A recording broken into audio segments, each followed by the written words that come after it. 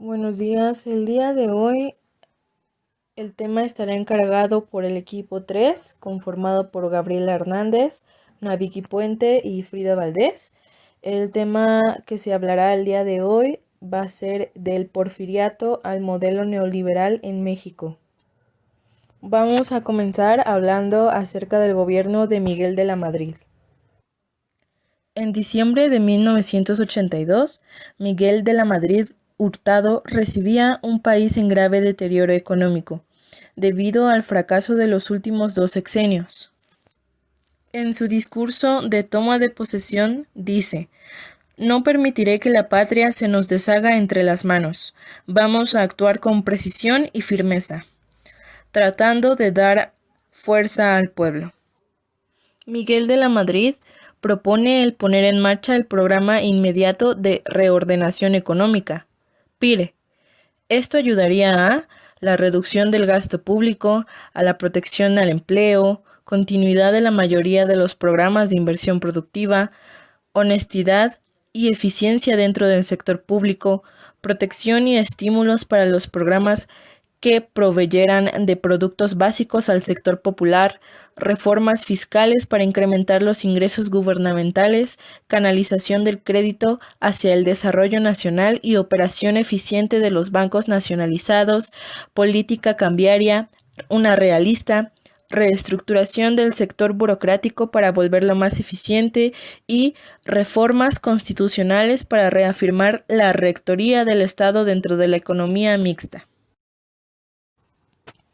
De la Madrid quería atacar los puntos más vulnerables del ambiente sociopolítico, como por ejemplo la renovación moral, la planeación sistemática y explícita de la acción gubernamental, enriquecida con la participación de la sociedad, la sanción jurídica de la rectoría económica del Estado, el fortalecimiento del federalismo, la democratización, la descentralización, la coordinación para pasar a los programas de gobiernos de los estados mediante el CUD, la responsabilidad de llevar a la práctica los programas y la desconcentración de funciones administrativas. Administrativamente, el gobierno de Miguel de la Madrid realizó cambios en la Secretaría de Asentamiento Humano y Obras Públicas. Modificó su nombre por el de Secretaría de Desarrollo Urbano y Ecología.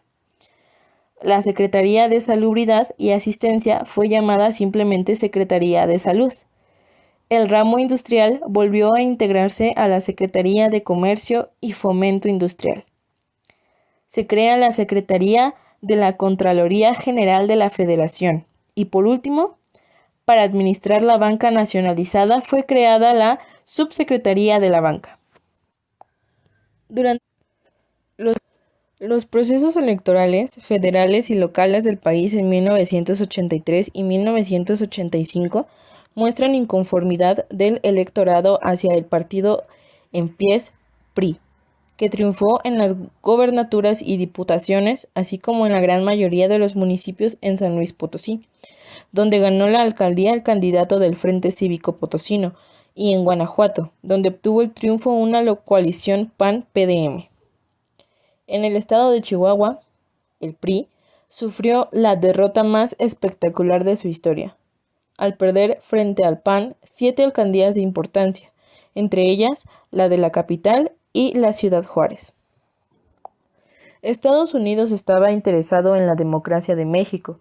Este hecho no era ningún secreto, pues el gobierno de Reagan estaba en constante tensión con México, y todo gracias a la intención de restablecer el liderazgo mundial de su país. Es importante mencionar que el gobierno de Miguel de la Madrid fue sometido a presiones internas provenientes de 3 sectores sociopolíticos. El primero, el movimiento obrero y campesino, organizaciones y partidos de izquierda y organizaciones y partidos de derecha. La crisis económica persistente durante casi 3 sexenios ejerció un impacto negativo sobre el grupo político en el poder, agravando su crisis de legitimidad y la pérdida de confianza de algunos sectores sociales. tanto de derecha como de izquierda, que antes otorgaban sus votos a favor del partido político oficial y que ahora se decidieron a buscar otras opciones partidistas ante el creciente desprestigio del PRI. El PRI tuvo que cambiar su estrategia, pues el PAN lograba tener más reputación, por lo que se formaron criticando abiertamente la manera en que el partido realizaba la elección interna de sus candidatos para las contiendas electorales y proponían que se hiciera una forma competitiva. Sin embargo, esto en el futuro no sirvió de mucho. Reforma política. En febrero de 1990 fue creada la Comisión Nacional de Derechos Humanos, respaldada por la Ley Federal de Responsabilidades de los Servidores Públicos, para obligar a los funcionarios federales y estatales a rendir los informes solicitados por dicha comisión. El Código Penal y la Ley de Procesos fue modificado el artículo 4 constitucional para insertar un primer párrafo donde se reconoce la pluricultural de la nación que está sustentada originalmente en sus pueblos indígenas. La ley deberá proteger y promover el desarrollo de sus lenguas, culturas, usos, costumbres, recursos y formas específicas de organización social, y deberá asimismo garantizarles el acceso efectivo a la jurisdicción del Estado. Reforma electoral de 1990. En 1990 se creó la reforma electoral. Modificó a 100 miembros el número de presuntos diputados y senadores. El nuevo Tribunal Federal Electoral se compuso de un pleno y 5 salas regionales. Se introdujo al tope máximo de representación de un partido en la Cámara de Diputados a 350 electos. Se creó el Instituto Federal Electoral, IFE, como autoridad responsable del ejercicio de la función estatal de organizar las elecciones. La reforma electoral continuó durante el resto del sexenio. En 1992 se acordó una nueva credencial con fotografía para votar, con el diseño y la aprobación de todos los partidos políticos, a fin de lograr la identificación plena y transparente de los ciudadanos inscritos en el Padrón Nacional. Reforma, relación Estado-Iglesia. El gobierno de Salinas de Gortari planteó como parte de la visión modernizadora la necesidad de hacer transparentes las relaciones del Estado con la Iglesia Católica, el reconocimiento tanto de la personalidad jurídica de las agrupaciones religiosas e iglesias como de la ciudadanía para los ministros de culto, con la salvedad de que estos no podrían ejercer cargos públicos. Quedaban facultados para votar, mas no para ser votados. Los políticos. Papel en los procesos electorales. Partido Revolucionario Institucional. Desde 1929 y hasta mediados de la década de 1980, el PRI había mantenido una larga historia de triunfos electorales, elección tras elección. La imagen de este partido empezó a declinar frente al electorado, particularmente en las zonas urbanas. El gobierno perdía credibilidad de manera creciente frente a la sociedad civil. Al descontento social se sumó la desestabilización en el propio PRI, de cuyo interior surgió la corriente democrática y formó su propia organización política, el Frente Democrático Nacional, y en 1989 creó el Partido de la Revolución Democrática, PRD. Aún así, fueron frecuentes las quejas por las viejas prácticas del dedazo y del fraude electoral, sobre todo cuando se trataba de estados donde se había preferencias por partidos de oposición. Desde un principio, el gobierno salinista mostró una tendencia favorable hacia el PAN, al reconocer en junio de 1989 el triunfo electoral de Ernesto Rufo, candidato a este partido a la gobernatura del estado de Baja California. Por otra parte, el trato diferente que daba el gobierno de Salinas al PAN y al PRD se manifestó en una especie de democracia selectiva, pues mientras se mostraba conciliador con el primero y permitía el libre juego democrático en las jornadas electorales. Con el PRD actuó de manera distinta en los comicios celebrados en esa misma turbulento fin de sexenio. Rebelión en Chiapas. El día 1 de enero de 1994, a las 30 horas, el Ejército Zapatista de Liberación Nacional, encabezado por el llamado subcomandante Marcos e integrado en su mayoría por indígenas mayas, celtales, tzotziles y tojulabales,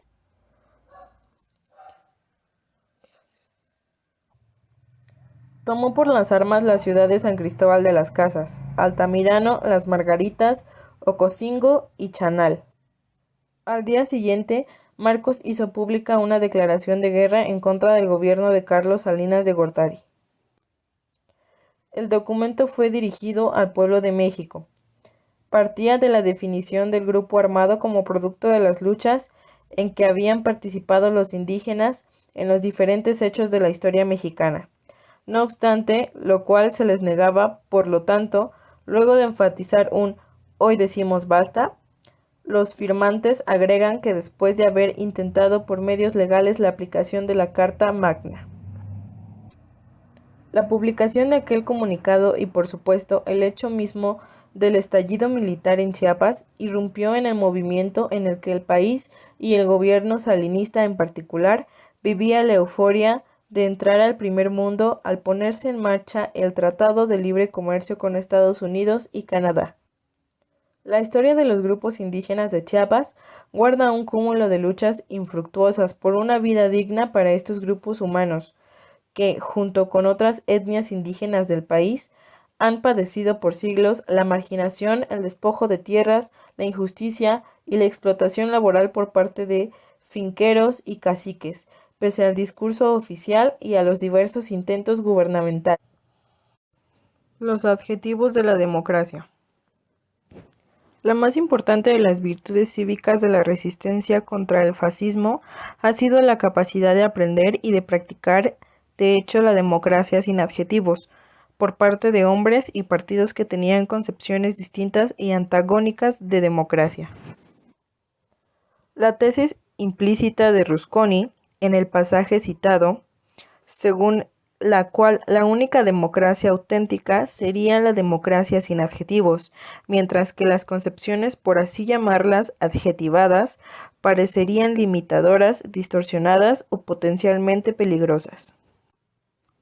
La idea de democracia, calificándola mediante adjetivos oportunos, no es en absoluto generadora de equívocos o dañina.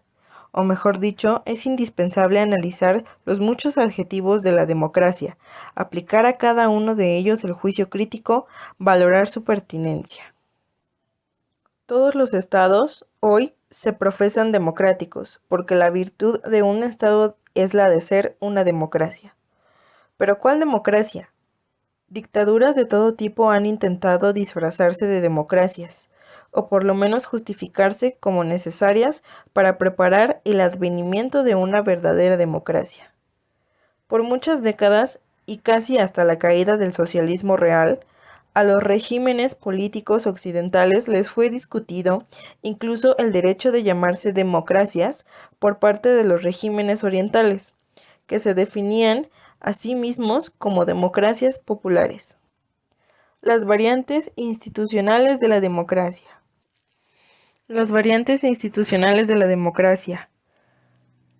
Las principales variantes o subespecies de la democracia contemporánea son presidencial y parlamentaria, mayoritaria y consensual, o con un significado aún más peyorativo, consociativa. La forma presidencial y la forma parlamentaria de democracia se distinguen basándose en un criterio que mira al poder de gobierno en sentido técnico, es decir, el poder así llamado ejecutivo y a su relación con el poder legislativo. En la forma presidencial, el ejecutivo es elegido directa y periódicamente por el pueblo. En primer caso, el gobierno responde en su actuación ante el Parlamento. En el segundo caso, responde directamente ante los lectores. La distinción entre democracia presidencial y parlamentaria no debería ser, de cualquier manera, confundida con la diferencia entre democracia mayoritaria y democracia consensual. Esta última distinción se basa, al menos principalmente o en primera instancia, en un criterio que mira a la diversa formación de los grupos de representantes en el Parlamento, como consecuencia de la adopción de dos sistemas electores. Se dice consociativa a la democracia consensual en sentido peyorativo, porque la forma de democracia que se deriva del sistema electoral es proporcional. Esto porque se sostiene en mecanismo proporcional que favorece la fragmentación de la representación política, que a su vez induce a contrataciones y a reparticiones del poder, a la disolución de los programas y a la generación de acuerdos genéricos, por no decir fraudulentos. El sentido común debería enseñar que no cualquier acuerdo político es de por sí genérico y fraudulento, pero una difundida falta de cultura democrática sigue usando el adjetivo consociativo o partidocrático como una arma para expresar el desprecio público frente a toda búsqueda de acuerdos y de compromisos razonables. Democracia directa y representativa. Un régimen político puede ser definido como una democracia, cualquiera que sea su forma específica, cuando todos los sujetos a los cuales son dirigidas las decisiones colectivas, leyes y actuaciones públicas, tienen el derecho, poder de participar, cada uno con un peso igual al de los otros, en el proceso que conduce a la determinación y a la adopción de esas decisiones. Tanto la democracia directa como la democracia representativa son democracias, en la medida en que el derecho de participación política sea atribuido de manera igual entre todos los miembros de la colectividad, sin exclusiones de nacimiento, de género, de clase o de censo. El contraste entre democracia directa y representativa tiene que ver con la diversa estructura del proceso político decisional. La democracia directa es aquella en la cual los ciudadanos votan para determinar ellos mismos el contenido de las decisiones colectivas, como en la democracia antigua del Ágora. Democracia representativa es aquella en la cual los ciudadanos votan para determinar quién deberá tomar las decisiones colectivas, es decir, para elegir a sus representantes. La institución fundamental que es común a todos los regímenes democráticos contemporáneos es la elección de representantes a través de sufragio universal. En muchos casos, la llamada directa a la voluntad del pueblo esconde peligros antidemocráticos. El verdadero poder no es el del pueblo que escoge, sino el del quien plantea la alternativa entre la cual se escoge. No debería olvidarse nunca que muchos regímenes autoritarios se fundan en el plebiscito. La expresión democracia plebiscitaria es en realidad una conjunción de ideas contradictorias del adjetivo que contradice el sustantivo, y la lluvia de microplebiscitos una verdadera tempestad electrónica, que es la llamada democracia de las encuestas.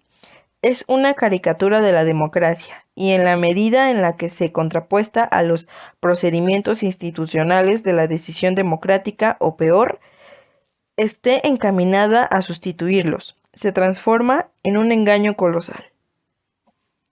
Democracia formal y sustancial. Un determinado conjunto de reglas para decidir es indispensable, directa o representativa. La democracia consiste esencialmente en un conjunto de normas de procedimiento, las reglas del juego, que permiten ante todo la participación precisamente directa o indirectamente de los ciudadanos en el proceso decisional político. Ello significa que la democracia es esencialmente formal.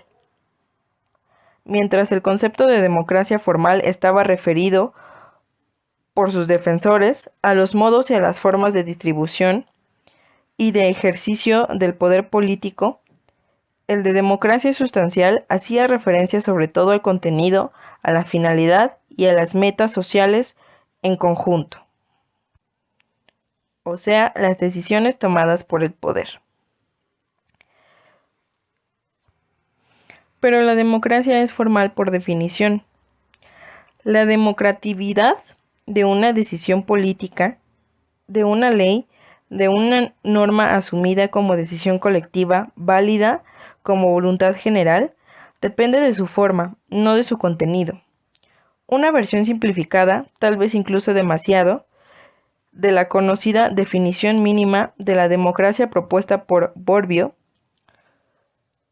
podría ser la siguiente. La democracia resulta de la suma de dos elementos esenciales: el principio de la a cada cabeza un voto, sobre el cual se funda el sufragio universal, y la regla de mayoría, cuya aplicación implica que cada individuo debe contar, es más, ser contado por uno solo, y nadie debe contar menos que otro. En suma, las reglas de la democracia perciben la distribución más igualitaria posible del poder político, o mejor dicho, del derecho poder de influir sobre las decisiones colectivas. La sociedad democrática, es decir, gobernada democráticamente, asumirá de vez en vez como dirección política la que resultará seleccionada por los ciudadanos con base en la aplicación y el respeto de las reglas democráticas, sea cual sea su contenido concreto, liberal o socialista. Democracia liberal y social. Se puede argumentar que ambas nociones, sea la de democracia liberal, sea la de democracia socialista, son aporéticas, porque están en contraposición con la única concepción de la democracia analíticamente rigurosa, la concepción procedimental, de acuerdo con la que la democracia consiste esencialmente en un conjunto de reglas del juego. En cuanto es formal por definición, en cuanto método para decidir, la democracia es de por sí agnóstica respecto a los fines sociales últimos, a los modelos prescriptivos de buena sociedad postulados por la diversidad ideológica. La democracia es una forma de gobierno que puede albergar una amplia gama de contenidos, es decir, de direcciones políticas distintas y alternativas entre sí. Decir que la democracia es formal es una conjunción, es hacer un juicio analítico, no sintético, haciendo una interpretación literal. Se debería decir que toda forma de gobierno es formal. También la autocracia es formal, ya que un autócrata puede darle las más distintas orientaciones políticas a su gobierno. Por cuanto pueda parecer extravagante a primera vista, un autócrata puede ser también liberal. No obstante, mientras una autocracia puede ser religiosa, la democracia es necesariamente laica. La democracia, podríamos decir, es aquella forma de gobierno que es más formal que las otras, o bien que es lo mismo, es la única propia y rigurosamente formal. En efecto, no soporta en ningún caso ser tan rígida como para identificarse con un contenido determinado, con una verdad oficial, dogma público, indiscutible e imposible de ser modificado, sino que por el contrario, coincide con la institucionalización de la posibilidad de cambiar, periódica y pacíficamente, sus propios contenidos de valores políticos finales, es decir, las direcciones y las orientaciones del gobierno. Laico es aquel sujeto que reivindica para sí mismo el derecho de pensar distinto sobre cualquier cuestión o problema, frente al pensamiento prevaleciente y considerado ortodoxo, cualquiera que sea este pensamiento. La dimensión política de la laicidad es la democracia. ¿La democracia es laica o no es democracia? El ciudadano democrático, cuando ejerce el derecho a poder de participar en las decisiones colectivas, está ejerciendo un acto político de autonomía. No obstante, la autonomía política del individuo no elimina la heteronomía política del mismo individuo frente al colectivo, aun cuando las normas colectivas hayan sido decididas con su participación y su consenso. La heteronomía se refiere a la acción que está influenciada por una fuerza exterior al individuo, considerando tal acción como no moral. Es decir, el caso en que la voluntad no está determinada por razón del sujeto, sino por lo ajeno a ella. Por otro lado, para hacer distinción entre la libertad liberal y la libertad democrática, empezaremos diciendo que libre, viéndolo desde un punto de vista negativo, es aquel sujeto que recibe normas, órdenes, prohibiciones, constricciones e impedimentos del colectivo al cual pertenece.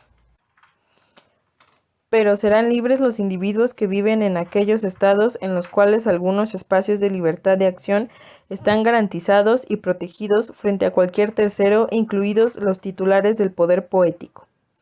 Por ejemplo, en el caso del aborto, hay estados en los que es legal realizar el aborto, hay otros que no. Por eso muchas mujeres acuden, por ejemplo, a la Ciudad de México a abortar, para que aquí no tengan consecuencias con las autoridades. A esto se le conoce como libertad liberal. En el centro de este sistema se encuentran las que Bobbio ha llamado las 4 grandes libertades de los modernos, que son la libertad personal, la libertad de opinión y de imprenta, la libertad de reunión y la libertad de asociación. En cambio, serán autónomos los ciudadanos de aquellos estados en los cuales les está reconocido a todos el derecho-poder de participar en el proceso decisional político y que coincide con la atribución de los derechos políticos a todos los adultos. A esto se le conoce como libertad democrática. La libertad liberal, la libertad democrática y los derechos de ciudadanía política se componen y se sostienen recíprocamente en la estructura de aquellos regímenes que son llamados liberal-demócratas. Es importante saber que las libertades individuales fundamentales no deben ser consideradas privadas, sino que tienen en sí mismas una proyección política. La libertad personal no consiste solamente en el derecho a no ser secuestrados o arrestados arbitrariamente, sino también en el derecho a moverse sin ser impedidos para ello por barreras opresivas. La libertad de opinión y de imprenta, la libertad de expresar, manifestar y difundir el propio pensamiento, el derecho de hacer crítica pública, etc. Por tal motivo, cuando los ciudadanos piensan que la política no les importa, sus mismas libertades individuales corren peligro, porque sin las libertades civiles, el ejercicio de la libertad democrática, o sea, la participación de los ciudadanos en el poder político, es un engaño. Pero sin esta participación, las libertades civiles fundamentales quedan privados de una defensa eficaz. El liberalismo clásico hoy se encuentra en declive en todos lados. La influencia del liberalismo había comenzado su declive a partir de la Primera Guerra Mundial, pero poco tiempo después, frente a la crisis del Estado social, el liberalismo volvió a ser uno de los protagonistas de la escena política, tanto en la práctica como en la teoría. Actualmente los defensores de la posición liberal clásica son nuevamente un grupo muy reducido, compuesto principalmente por economistas. Hayek menciona que para poder hablar de renacimiento es necesario por lo menos que las nuevas formas de pensamiento presenten una semejanza bastante relevante con las formas originarias de esa determinada corriente. Para Hayek, en los orígenes del liberalismo encuentra 2 tradiciones distintas y bajo ciertos aspectos opuestas. Llama a la primera inglesa clásica o evolucionista, mientras que a la segunda la llama continental y constructivista. Esta última puede ser identificada con una pretensión de emancipación y de liberación frente a toda autoridad en nombre de la razón. El liberalismo auténtico, definido por una verdadera y propia doctrina política, es el inglés de tipo evolucionista. Para ver qué tipo de continuidad establece Dahrendorf en el liberalismo clásico, hay que revisar su genealogía y a qué tradición liberal intenta vincularse. Dahrendorf distingue 2 aspectos del liberalismo teórico, que identifica con una teoría de la economía de mercado y con una teoría de los derechos civiles que se pueden considerar como los 2 polos entre los cuales oscilan las diferentes versiones del liberalismo. La interpretación razonable de la teoría del mercado sugiere que no es posible dejar a los sujetos económicos totalmente libres para seguir sus propios intereses naturales. Problemas como el desempleo y la inflación necesitan al menos una acción concentrada entre empresarios, sindicatos y gobiernos. Si pensamos en la teoría de los derechos civiles, la interpretación así llamada razonable de la teoría liberal de los derechos considera necesaria la existencia de excepciones o al menos de nuevas o más flexibles soluciones frente a problemas como por ejemplo el de los extranjeros. El problema de los extranjeros debe ser regulado de manera pragmática y tomando en consideración el sentir popular. Con base en todo lo anterior, podemos definir al liberalismo como una doctrina política o una ideología, cuya finalidad, en todas sus múltiples versiones, es la de limitar el poder político en relación con los ámbitos de libertad individual.